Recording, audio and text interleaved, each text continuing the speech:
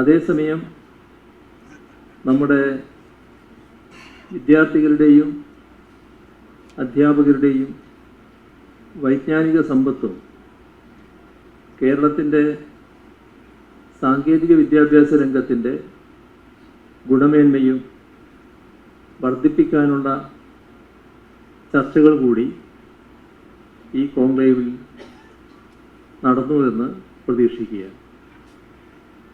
കോൺക്ലേവിൽ ഉയർന്നു വന്ന ചർച്ചകൾക്കനുസൃതമായി ഉന്നത വിദ്യാഭ്യാസ രംഗത്ത്, പ്രത്യേകിച്ച് സാങ്കേതിക വിദ്യാഭ്യാസ രംഗത്ത് ഇടപെടാൻ ഇതുമായി ബന്ധപ്പെട്ടവർ ശ്രദ്ധ ചെലുത്തുമെന്ന് തന്നെയാണ് പ്രതീക്ഷിക്കുന്നത്.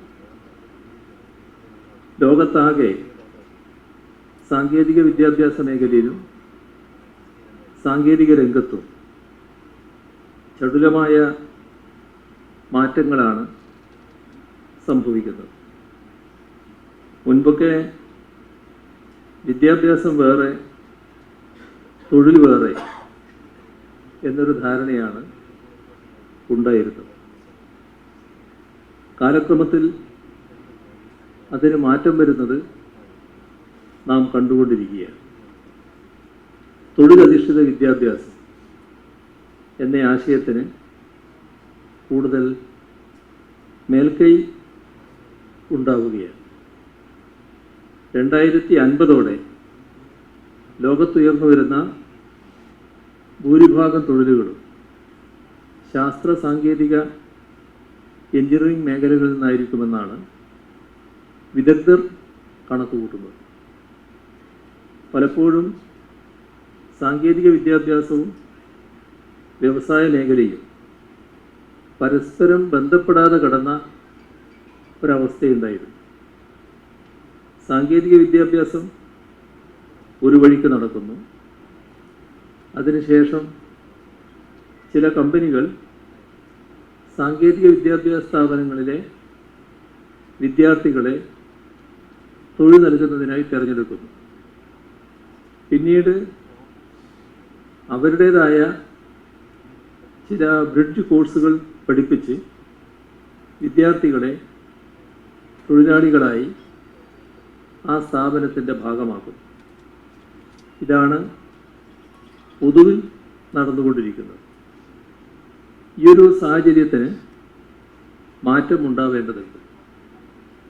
പഠിക്കുന്ന കാലത്ത് തന്നെ ഓരോ വിദ്യാർത്ഥിക്കും അവർക്ക് താല്പര്യമുള്ള തൊഴിൽ മേഖലയുമായി ബന്ധപ്പെടാൻ കഴിയണം. അതിനുള്ള സാധ്യതകളുടെ വഴി തുറക്കും ഇത്തരം കോൺക്ലേവുകൾ. ഇതിന് സഹായകമായ സമാനമായ ഇടപെടലുകൾ connect career to campus, industry on campus, campus industrial പാർക്കുകൾ തുടങ്ങിയവ സംസ്ഥാന സർക്കാരിൻ്റെ ഭാഗത്ത് നിന്ന് ഉണ്ടായിട്ടുണ്ട്. അവയുടെയെല്ലാം തുടർച്ചയായാണ് ഉദ്യമ കോൺക്ലേവിനെ കാണുന്നത്.